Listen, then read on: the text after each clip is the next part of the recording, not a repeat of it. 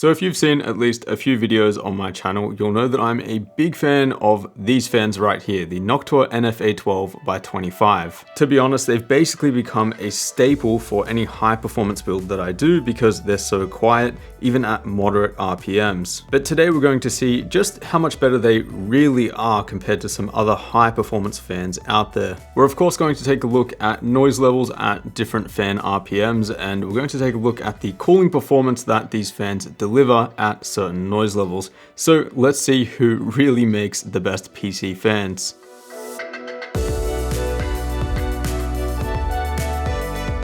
So first up, let's take a look at all of the fans that we're comparing here. From Be Quiet, we have the Silent Wings 3, and these make some pretty big claims when it comes to being a really low noise fan. If any fan can take on the Noctuas, then it'll likely be these. Then we have the ML120 from Corsair, and again, no holding back here when it comes to claiming that these are an ultra low noise fan. Quoting from their site here, the ML120 delivers unrivaled performance and silence by utilizing magnetic levitation technology and custom rotor design. EK's Varda Evo 120 is also in the mix, and I often see these as a very popular option when it comes to custom water-cooled builds, and if I had to pick a fan based off of aesthetics alone, these would probably be it. I'll also note that these and the Noctuas are the only fans in this roundup which can enable a 0 RPM mode, meaning that at the lowest end of the PWM range, they can be completely turned off. Now, I did manage to get a hold of some Flex 120s from Scythe, but unfortunately they're only the DC version, so although there'll only be limited testing with these, it'll be interesting to see how they compare to the rest of the roundup.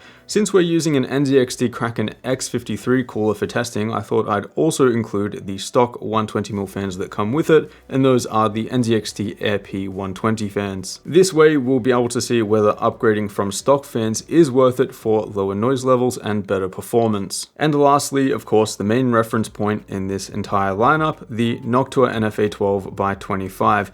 These fans have the lowest fan blade tip clearance of any fans here at just 0.5 mm, and Noctua attribute that as one of the bigger advantages over other 120mm fans. For the test system, I'm using NZXT's H510 Elite mid-tower case, both due to its popularity and fairly conventional airflow setup. I've opted for an Intel i9 10900K setup here and overclocked that to 5.1 GHz at 1.30 volts on the Asus Maximus 12 Hero, and we're likely to see a greater difference among these different fans with this higher power setup. Seeing as we're focusing on cooling performance and that most of the fans that we're testing are optimized for static pressure, the fans will be mounted to a 240mm Kraken X53 liquid all-in-one. Our first test though is a fairly simple one, but maybe the most important. We're going to take a look at how much noise a pair of each of these fans generates at different speeds, so that way we can find the quietest fans at each RPM. We'll then use that data to run the noise normalized thermal tests. So noise levels here are measured 15 centimeters directly to the left of the front of the case with all of the panels installed,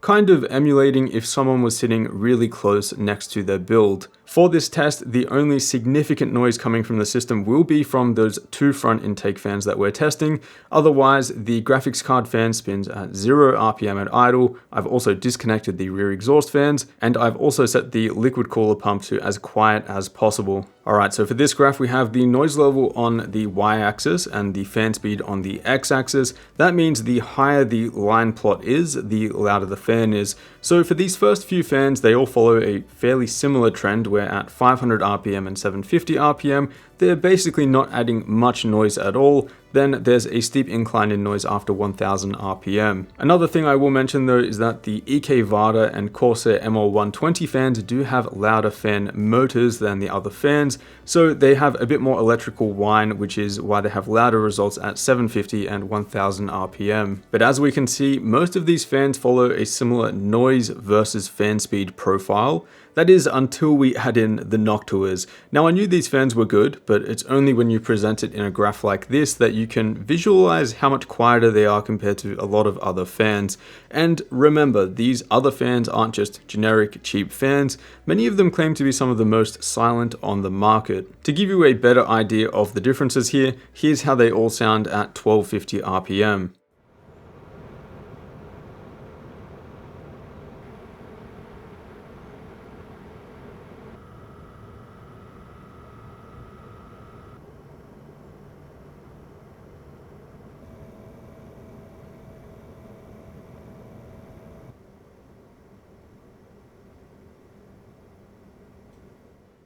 Now for our thermal tests, we're going to run them as noise normalized as opposed to running them all at the same fan speed, because based off of my previous testing, most fans perform very closely in terms of cooling performance at the same RPMs. The big difference is how much noise they create at those RPMs. As an example, our first run tests all fans at 40 dBA, and the fans need to run at different speeds to match that noise level. That means that some fans move more air than others and offer more cooling performance. So with all fans at 40 dBA, they had to spin between 1250 and 1350 RPM, and that means that they give us a fairly similar thermal result. And yes, these thermal results are very warm. That's done on purpose. That way we can increase the temperature of the liquid and saturate the radiator as much as we can safely, and then see a larger difference between these fans. Unfortunately, the Scythe fans were a bit of a disappointment, yet I see these fans recommended all the time, with some users claiming that they're better than Noctua and Be Quiet. But at least with the 120mm Kazi Flex, that isn't the case at all. Since the Noctuas are quieter overall, that means they can spin faster at an equal noise level and offer more cooling performance. The same goes for our testing at just 35 dBA, which I'd definitely say is a quiet mode to be running these fans at, and as you can see, these thermal results are starting to get pretty toasty.